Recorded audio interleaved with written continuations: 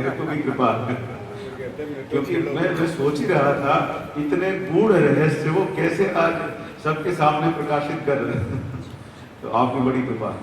निश्चित रूप से मुझे तो ये सौभाग्य केवल कुछ दिनों के लिए मिला है, पर आप सब लोग तो रोज इस सौभाग्य से युक्त हैं। अगर चाहे तो स्वयं भक्ति देवी मूर्तिमान होकर के विराजमान है, ऐसा कहे तो कोई आश्चर्य की बात नहीं। कृष्णं नारायणं वन्दे, कृष्णं वन्दे व्रजप्रियं, कृष्णं द्वयपायनं वन्दे, कृष्णं वन्दे प्रथासुतं। सच्चिदानन्दरूपाय विश्वोत्पत्त्यादिहेतवे तापत्रयविनाशाय श्रीकृष्णाय वयं नमः।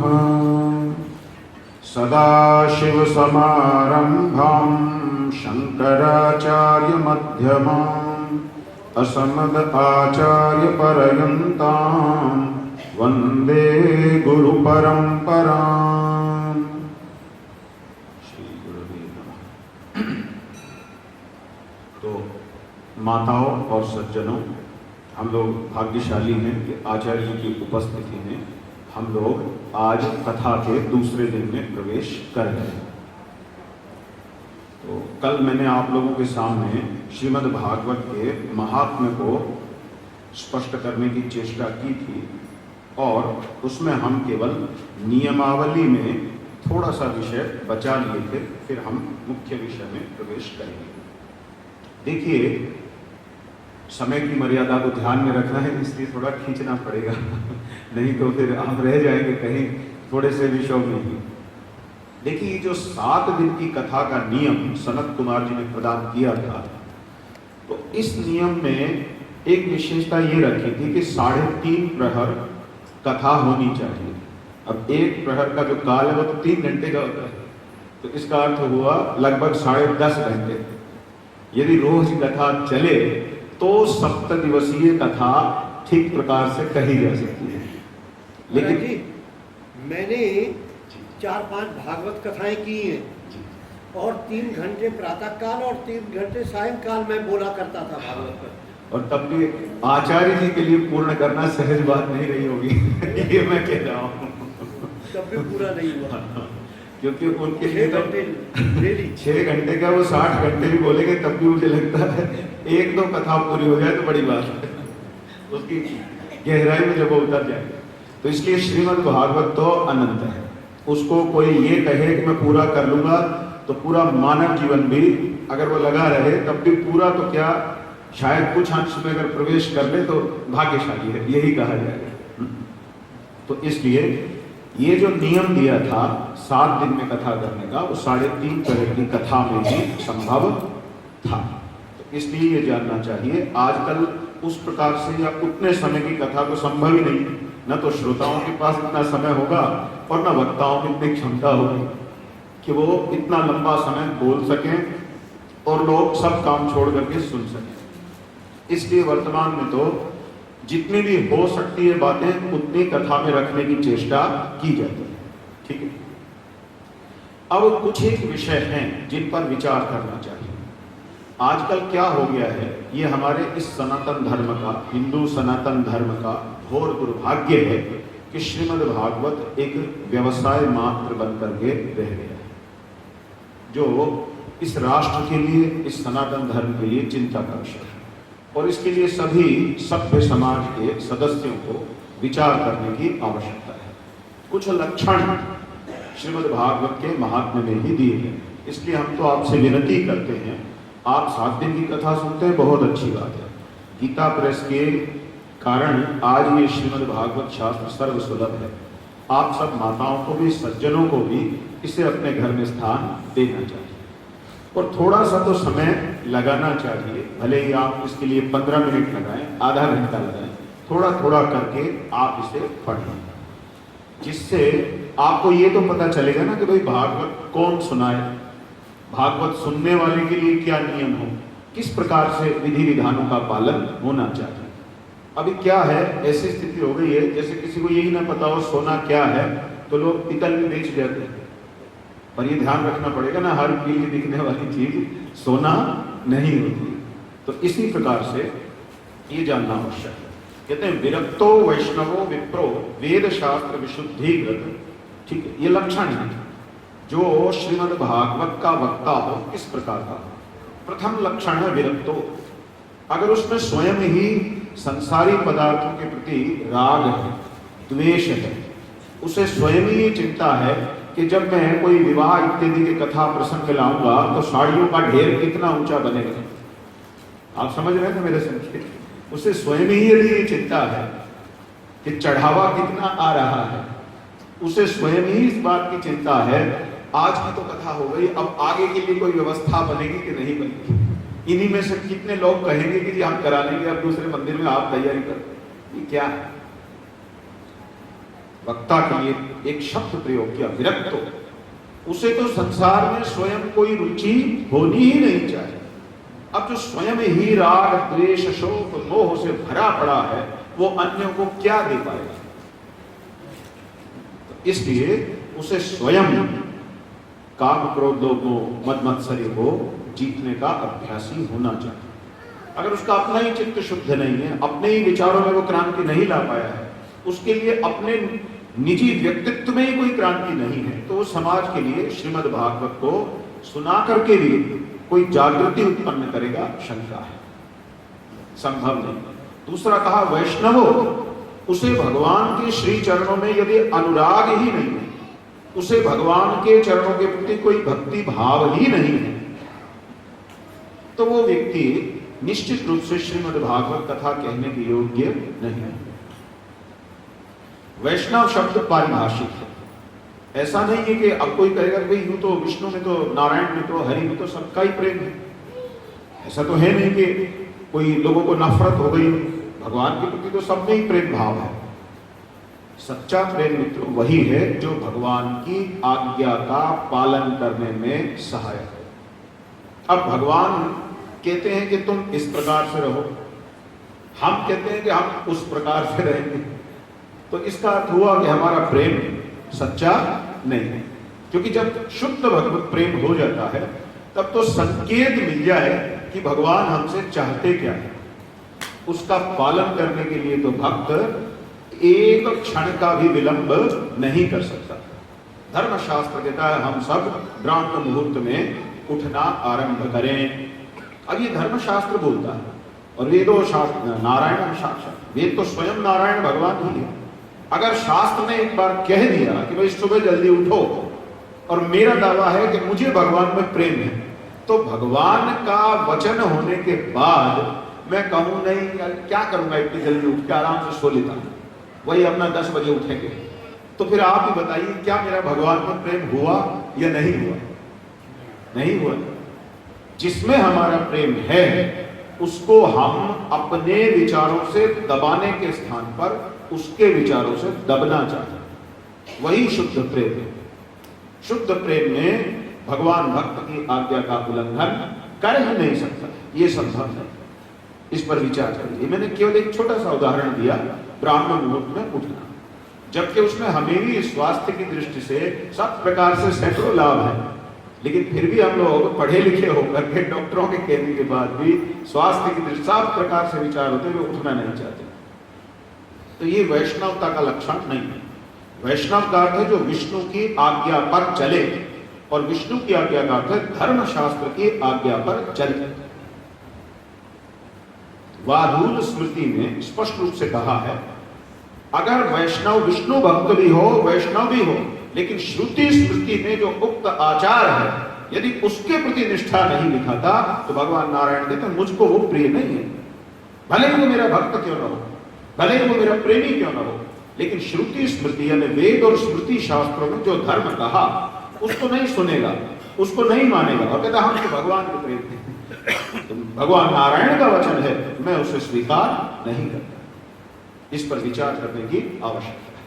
ठीक है, तो 2 लक्षण हो गए। विप्रो, उसे स्वयं ब्राह्मण होना आवश्यक है, और वेद निष्ठ ब्राह्मण होना आवश्यक है, क्योंकि यूं तो ब्राह्मण तो बहुत मिल जाएंगे, कोई ऐसी बात नहीं है, लेकिन यदि उसे स्वयं ही वेद धर्म में निष्ठा नहीं है, वेद धर्म का पालन नहीं करता, तब उसके कथा कहने का कोई प्रभाव किसी के हृदय में कोई वैचारिक क्रांति दे सके, चित्त में कोई हड़कंप मचा सके कि भाई कुछ तो करना पड़ेगा, हमारा तो बहुत बुरा हाल हो गया, वो संभव नहीं है। आगे कहते हैं वेद शास्त्र विशुद्धीकृत, अगला लक्षण कहा, उसे वेद और शास्त्र का भक्त होना चाहिए। मैं तो यही कहूंगा, इसी प्रकार अर्थ करें और दृष्टांत कुशलो, ठीक प्रकार से व्याख्या कर सके। कोई प्रसंग, जैसे आचार्य जब व्याख्या करने लगते हैं तो बड़े बड़े विद्वान, आप और हम तो सामान्य लोग हैं, किंतु भारतवर्ष के मूर्धन्य विद्वान आप श्री के मुखारविंद से प्रकट एक एक वाक्य पर कई दिन तक मनन करते रहते हैं कि आज आप श्री ने क्या कह दिया। ये हम लोगों का तो अहोभाग्य है। भारतवर्ष के मूर्धन्य विद्वान, आपको नहीं पता होता कि आपको वो कैसे जानते हैं, लेकिन जो जानते हैं वो आपके वाक्य को किसी और से भी मिल जाता है, लिखा हुआ, पढ़ा हुआ, कहा हुआ, रिकॉर्ड किया हुआ, तो उस पर विचार करते हैं, क्योंकि वो जानते हैं अगर उनके वाक्य पर विचार करेंगे तो कुछ ना कुछ अपना फायदा ही होगा, नुकसान नहीं। धीरो, उसमें स्वयं धैर्य होना चाहिए। इस प्रकार से अनेक धर्म विभ्रांता, उसे स्वयं अनेक धर्मों से भ्रमित नहीं होना चाहिए। कभी तो ये कर लूं, कभी वो कर लूं, कभी ऐसे कर लूं, कभी वैसे कर लूं, जो स्वयं ही जिसकी मति व्यवसायत्मिका बुद्धि नहीं बनी है, जैसे भगवान गीता जी के दूसरे अध्याय में कहते हैं, तो वो व्यक्ति कैसे भगवान में स्थिर हो सकता है, अर्थात नहीं हो सकता है। फिर स्त्रैणा, जिसे स्त्रियों के अंदर विशेष आसक्ति है, ऐसा व्यक्ति भागवत कथा का योग्य वक्ता नहीं हो सकता।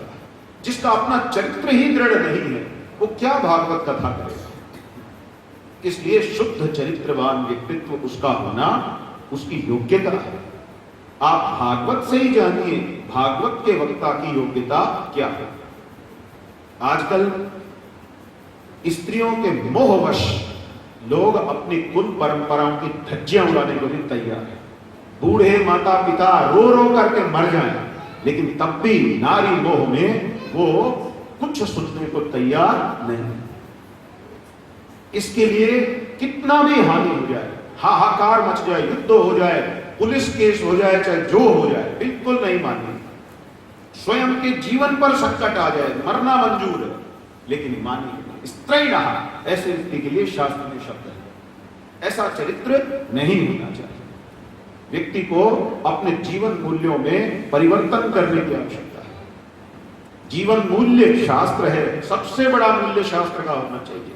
जैसे ही पता चले कि धर्म शास्त्र कहता उचित नहीं है, बस ठीक है, अब हमको इसके लिए कष्ट हो, सुख हो, दुख हो या जो हो, शास्त्र की मर्यादा का उल्लंघन मैं नहीं करूंगा। यही भीष्म प्रतिज्ञा की हिंदू को आज आवश्यकता है, पहले भी थी और शाश्वत रूप से बनी रहेगी। जब तक वो इस भीष्म प्रतिज्ञा को नहीं धारण करेगा कि शास्त्र ही मेरा भूत भविष्य और वर्तमान है, तब तक सनातन धर्म की रक्षा की संभावना नहीं है। और यही आज दोष आता है, हम हर बात में धर्मशास्त्र को किनारे करते जा रहे हैं, किनारे करते जा रहे हैं, नए नए मार्ग खोजते जा रहे हैं, लेकिन वो मार्ग है ही नहीं, वो केवल भटकाव के तरीके हैं। कभी हम स्वयं बना रहे हैं, कभी बने बनायों को पकड़ के चल जाते हैं। इस प्रकार से तो अनेक धर्म विभ्रांता स्त्रैणः पाखंडवादिनः।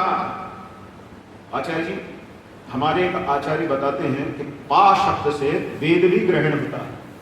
ऐसा शंकर दिग्विजय में कहीं पर कोई प्रसंग में अर्थ किया है विद्यारण्य मुनिपाद ने। तो पा शब्द से अगर वेद को ग्रहण करें तो पाखंड का क्या अर्थ हो गया, अर्थात जो वेद का खंडन करें। अब ऐसे भी अनेक लोग हैं जो धर्म के प्रचारक बने हुए हैं, लेकिन वेद का जानबूझकर अथवा अनजाने में भी खंडन करते जाते हैं। और वेद भगवान का यदि खंडन कर दिया तब तो सर्वनाश निश्चित है। तो यहां श्रीमद् भागवत महात्म्य निषिद्ध करता है, ऐसे वक्ता से कथा नहीं सुननी चाहिए, वो मैं हूं या कोई अन्य है, यदि वो वेद भगवान का या वेद के शाश्वत सिद्धांतों का खंडन करेगा। ये ध्यान देना पड़ेगा। तो इस प्रकार से शुभ शास्त्र कथोच्चारे त्याज्यास्ते यदि पंडिताः, बहुत बड़े विद्वान भी ऐसे लोग हों किंतु विरक्त न हो, भगवान के भक्त न हो, विप्र न हो, वेद शास्त्रों में निष्ठावान न हो और अनेक धर्मों से भ्रांत न हो, स्त्रियों में विशेष आसक्ति न रखते हों, पाखंडी न हो अर्थात वेद का खंडन करने वाले न हो, ये ध्यान रखना पड़ेगा। और यदि इन दुर्गुणों से युक्त हो जावे तो यहां पर कहा शुक शास्त्र अर्थात श्रीमद् भागवत जो सुखदेव जी की वाणी, इसका उच्चारण करने आवे, त्याज्यास्ते त्याग दो, मत सुनो ऐसी कथा, त्याज्यास्ते यदि पंडिताः, भले बहुत बड़े विद्वान क्यों हो, पंडित का अर्थ विद्या है और पंडित का अर्थ जो विद्यावान है, तो ऐसे व्यक्ति का त्याग कर देना चाहिए, भले ही वो पंडित क्यों हो, यदि उसमें ये सद्गुण नहीं है। जैसे आप अपने बेटे को स्कूल में नाम लिखाने जाते हैं, ना सब पढ़ाते ही तो हैं, कहीं भी डाल दो एक ही बात है, ऐसे कोई करता है? कोई नहीं करता ना। 10 बार जांच करेंगे कि स्कूल वाले क्या पढ़ाते हैं, सब्जेक्ट मैटर क्या है, पढ़ाने वालों का स्तर क्या है, खूब विचार होता है ना, तभी तो लोग डालते हैं। या ऐसे बोलते कि सब स्कूलों में किताबें ही तो पढ़ानी है, कहीं भी छोड़ा, ऐसे कोई नहीं करेगा। इसी प्रकार से कोई व्यक्ति धर्म शास्त्र पर बोल रहा है, इतना मात्र पर्याप्त नहीं है, उसमें वो शास्त्रीय योग्यताएं होनी चाहिए, ये जानना आवश्यक है। तो इस पर हमने थोड़ा विचार करना था, इसीलिए इस विषय को हमने बचा दिया था। फिर कुछ एक नियम कहे हैं श्रोताओं के लिए भी। सारे नियम ऐसा नहीं है वक्ता के स्तर पर डाल रखे हैं कि श्रोता को खुली छूटे हुए तुम कुछ भी कर, ऐसा भी नहीं। श्रोताओं को भी थोड़ा संयमित होना चाहिए, उसके लिए भी भागवत विधि कुछ कहती है।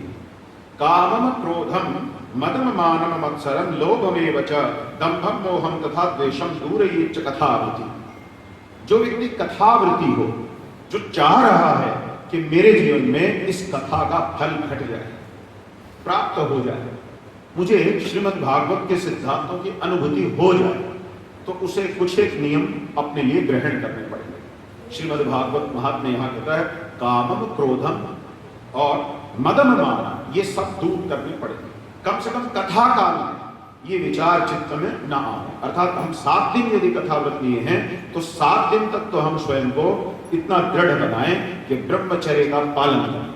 हम भागवत कथा सुन रहे हैं, क्रोधम, हम ये नियम लेके 7 दिन तक हम बिल्कुल भी क्रोध नहीं करेंगे, भले ही उसका कारण उपस्थित हो जाए, लेकिन हम कथाव्रत लिए हुए हैं तो हम स्वयं को शांत बनाए रखेंगे।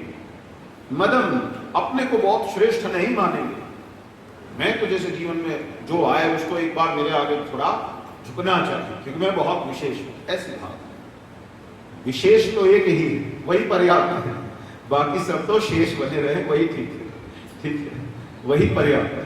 तो मानम, इसी प्रकार से मान सम्मान की इच्छा से हम मुक्त हो। जैसे आचार्य जी को आप लोग देखते हैं, मैंने कल से ये दृश्य देखा है, कोई भी उनको प्रणाम करने आता है तो ऐसा लगता है जैसे बड़ी कठिनाई हो रही है।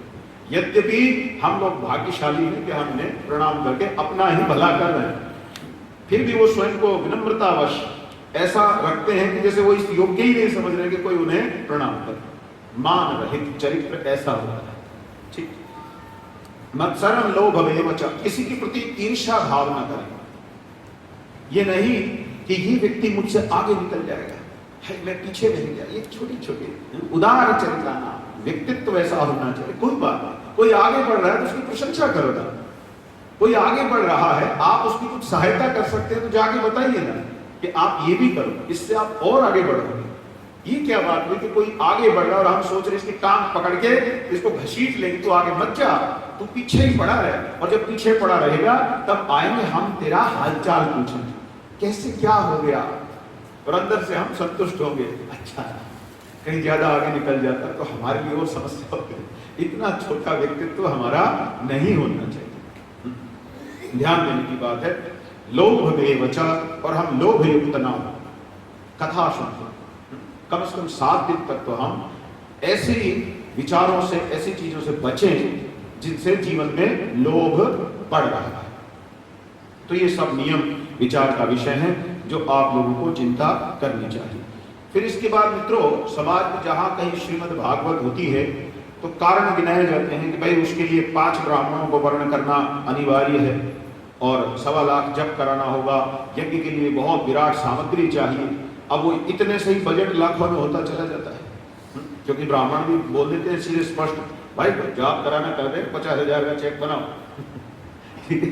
तो इस प्रकार की स्थितियां बन रही है समाज में। तो क्या गरीब आदमी भगवान की कथा सुन सकता है, पढ़ सकता है, या उसको काटा मार लेना चाहिए कि भाई हमारे लिए भगवान की कथा की भी संभावना नहीं है? क्योंकि अब तो ऐसे ऐसे साधु आ गए जो चलते पानी के जहाज में कथा सुनाते हैं और आपको उसके लिए हजारों रुपए का टिकट खरीदना पड़ता है, तब जहाज में हिलते रहिए और कथा सुनते रहिए। तो ये स्थितियां बन रही, कोई आवश्यकता नहीं। इस प्रकार से वही कर्मकांड करना चाहिए जिसमें हम अधिकृत हैं, जिसके शरीर पर यज्ञोपवीत नहीं है, जिसके सिर पर शिखा नहीं है, और ऐसा भी नहीं है 2 रुपए का धागा मिलता है बाजार में, कोई भी डाल के बैठ सकता है, वो भी नहीं होना चाहिए। वास्तव में शास्त्रीय पद्धति से जिसके पास यज्ञोपवीत नहीं है, जिसके जीवन में संध्या वंदन नहीं है, प्रथम तो ऐसा ब्राह्मण यज्ञ करने का अधिकारी ही नहीं है। देवी भागवत जी का स्पष्ट वचन है, नित्य कर्म पूजा करना। सामान्यतः सब छोटे छोटे जो कर्मकांडी उनके पास भी मिल जाएंगे। स्पष्ट रूप से संध्या प्रकरण में कह दिया है कि जो विप्र ब्राह्मण संध्या आदि कर्म से युक्त नहीं है, उसका तो अपना अगला जन्म ही कुत्ता योनि में जाना है। वो क्या आपके लिए कर्म कांड करेगा, और उसके किए कर्म का कोई फल भी नहीं होता।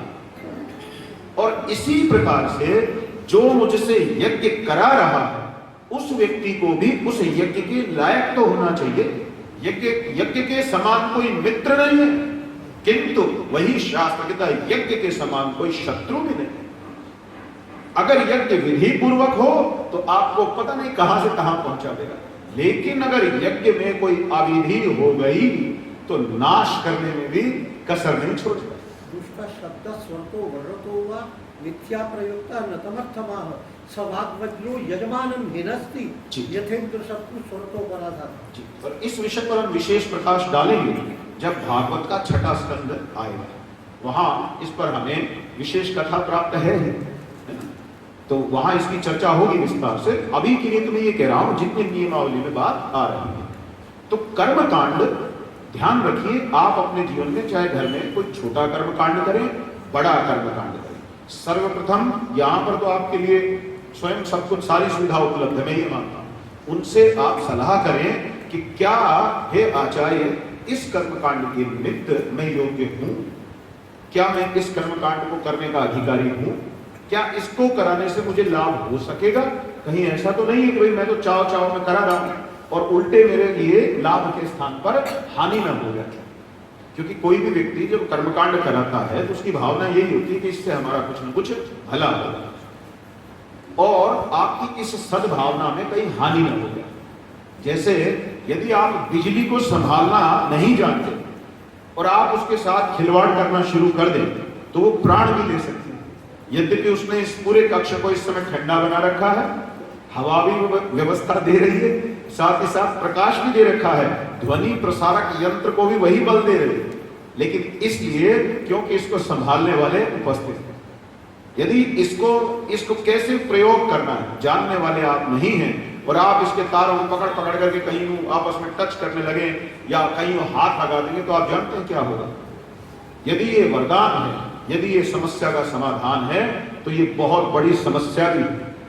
जानते हैं तभी समाधान, नहीं जानते हैं तो बहुत बड़ी समस्या है और थोड़ी सी देर में ही काम निपटा देती है, ज्यादा देर नहीं लगाती। इसी प्रकार से कर्मकांड यदि आप उसको करना चाहते हैं तो पहले जानिए, सबसे पहले तो यही जानना चाहिए क्या मैं इसको करने लायक हूं अथवा नहीं, और इसके लिए योग्य आचार्य आप लोगों को प्राप्त है। यदि वे कहें इसे करो, वो तभी कहेंगे जब वो आपके हित में होगा, नहीं होगा तो वो कहेंगे कुछ और कर लो। आपके योग्य अनेक कर्म हैं जिन्हें आप कर सकते हैं। ऐसा नहीं है कि धर्मशास्त्र में कर्म समाप्त हो गए, लेकिन टीवी के प्रभाव से या यूं ही कहीं में सुन लिया पढ़ लिया, कुछ चीजें इतनी प्रचलित हो गई हैं जिसको देखो मैं भी महामृत्युंजय जपूंगा, रुद्राक्ष की माला बाजार में मिल रही है 100 रुपए में। अब ये तो विचार है कि महामृत्युंजय जपने की योग्यता है, वैदिक मंत्र में किसका अधिकार है किसका अधिकार नहीं। ये सब विचार करके होना चाहिए। ऋषिको योपवीतिश्च यत् करोति न तत् कृतं। जी Without a sacred thread and a tuft on the head, whatever he is doing, it is nullified. तो वो हानिकारक हो सकता As है। not having been इसमें done. हम ये चाहते हैं कि भाई हमारी कथा में जो सज्जन जो माताएं आई हैं, कम से कम उन्हें मार्गदर्शन मिले, वो आगे से उनके साथ कुछ गड़बड़ ना हो, वो जो करें निश्चित रूप से वो आप सबके हित में है। इसीलिए हम इन विषयों को रख रहे हैं। तो इसलिए आप विद्वान ब्राह्मणों के साथ चर्चा करें कि भाई आप बता दो ये हमारे लिए ठीक है तभी हम करेंगे, नहीं ठीक है तो कोई बात नहीं, आप बताओ फिर हमें क्या करना चाहिए। इस प्रकार जान करके समझ करके तब काम करें। श्रीमद् भागवत के महात्मा में विधि प्रसंग में कहते हैं दोषों की शांति के लिए, क्योंकि जब इतना बड़ा अनुष्ठान इत्यादि किया जाता है तो देव शक्तियां जागृत हो जाती हैं और कोई ना कोई त्रुटि कहीं हो गई तो उसका कुछ विपरीत फल होने का भय होता है। तो समाधान क्या हो? दोषों की शांति के निमित्त क्या करें? श्रीमद् भागवत में ही समाधान दिया है। श्रीमद् भागवत में कह दिया दोषयोः प्रशमनार्थम च पठेन्नाम सहस्त्रकम तेन स्यात् फलम सर्वम नास्ति स्नादधिकम यतः। अगर आपको दोषों की शांति करनी है, आप विष्णु सहस्त्र नाम का पाठ कर लीजिए, उसके समान दूसरा कोई कर्म है ही नहीं। यदि आप सहस्त्र नाम का पाठ कर लेंगे, जैसे कहा यदि विधि में अथवा अन्य कार्यों में त्रुटियां रह गई हो, न्यून त्रुटि रह गई हो या अधिक त्रुटि रह गई हो, सब दोषों की शांति के लिए विष्णु सहस्त्र नाम का पाठ करे, उससे सभी कर्म सफल हो जाते हैं। क्योंकि कोई भी कर्म सहस्त्र नाम के पाठ से बढ़ करके नहीं है। ये सरल भी है, सहज भी है। और जब कथा पूर्ण होगी तो अंतिम दिन हम अवश्य एक पाठ विष्णु सहस्त्र नाम का करेंगे। कहीं कोई दोष इत्यादि रह गए हो तो भगवान की कृपा से, हरि के आशीर्वाद से वो शांत हो जाए। तो इसलिए कर्म कांड को पहले ठीक से जानिए, समझिए और उतना ही करिए जितना ठीक ठीक रहे, जिससे फायदा ही हो। ऐसा ना हो ना कि लाभ के स्थान पर उल्टा हानि कर बैठे, तब क्या फायदा। तो इस प्रकार से मित्रों, मैंने कल इसीलिए इस विषय को थोड़ा सा बचा लिया था कि भाई इसमें हमें क्या करना है।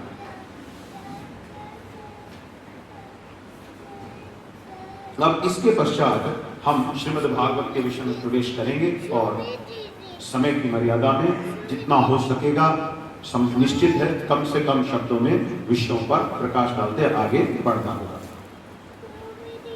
श्रीमद् भागवत की कथा जब आरंभ होती है तो मित्रों, ये कथा नैमिषारण्य में सर्वप्रथम यहां से आरंभ हो रही है। व्यास जी कहते हैं एक बार नैमिषारण्य तीर्थ में ऋषियों ने एक सत्र का आयोजन किया, जहां पर अनेक प्रकार के धर्म शास्त्रों पर विचार भी हो रहा है, यज्ञ आदि कर्म भी चल रहे हैं। तब वहां सूत जी भी उपस्थित हैं, शौनक आदि ऋषि उनसे प्रश्न कर रहे हैं। भागवत प्रश्नोत्तर रूप है, भागवत ऐसा ग्रंथ नहीं है बस बाकी सारे चुपचाप मुंह पे टेप लगा करके सुनो। भागवत प्रश्नोत्तर रूप ग्रंथ है। अनेक सुंदर प्रश्न श्रद्धा से युक्त होकर ऋषियों के द्वारा पूछे जा रहे हैं और सूत जी को नियुक्त किया है कि आप प्रश्नों का समाधान करें। और ये जो प्रश्नोत्तर है ये कोई मिथ्या अहंकार का युद्ध नहीं है, हाँ तुझे ही ज्यादा पता है, तू ही ज्यादा, ऐसे नहीं हो रहा है। बड़ा प्रेम है, बोधयन्तः परस्परम वाली अवस्था है। शौनक आदि ऋषि मूर्ख नहीं है, लेकिन जगत कल्याण के लिए उन्होंने एक स्थिति स्वीकार की है। वे प्रश्नों के पूछने वाले बने और सूत जी को उन्होंने समाधान करने वाला बनाकर बिठाया है। तो ये भी एक सीखने की बात है। योग्य होकर के भी आप स्वयं श्रोता बने हैं, आप पूछने वाले बने हैं। और अपने से तो कहना पड़ेगा कि सूत जी की स्थिति, वो सूत तो फिर भी थोड़ा जाति के अनुसार अगर विचार करेंगे तो अलग स्थिति है, फिर भी सूत जी से सब भागवत का श्रवण कर रहे हैं। ये सब विचार का विषय।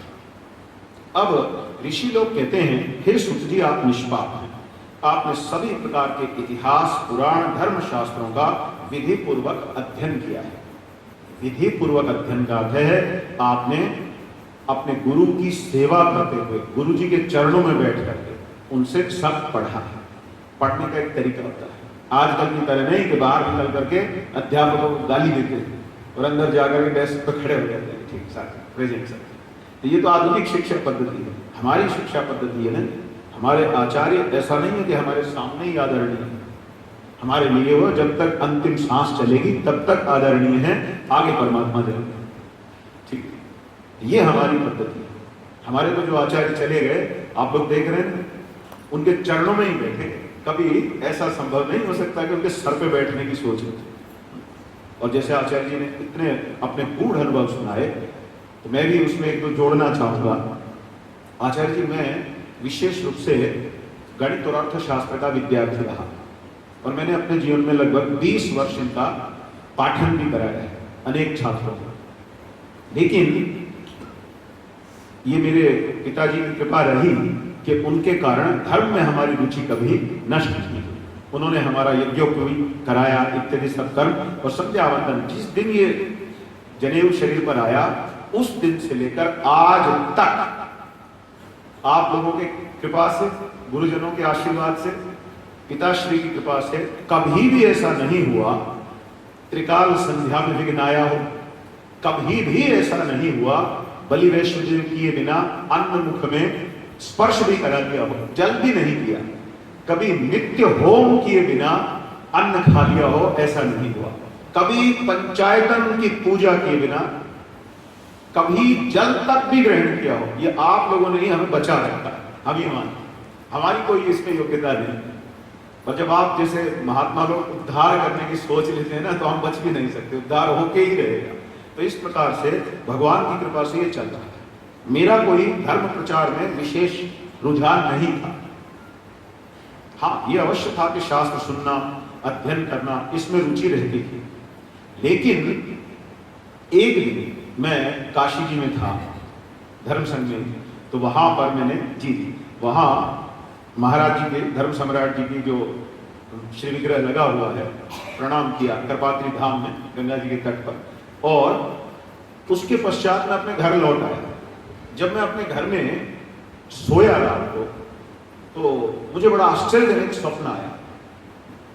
स्वप्न में मैंने देखा धर्म सम्राट महाराज जी मेरा हाथ पकड़े हुए, ये दायां हाथ, मुझे बिल्कुल अच्छे से याद, अभी भी जब मैं बता रहा हूं तो वो स्वप्न मेरी आंखों के सामने आ रहा है।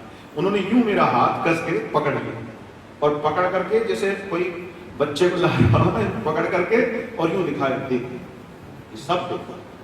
और सामने ऐसे आग लगी हुई है, हाहाकार मचा हुआ है, जैसे कैसे कैसे शोर शराबा हो रखा है, मानो कलयुग को वो मुझे दिखाया।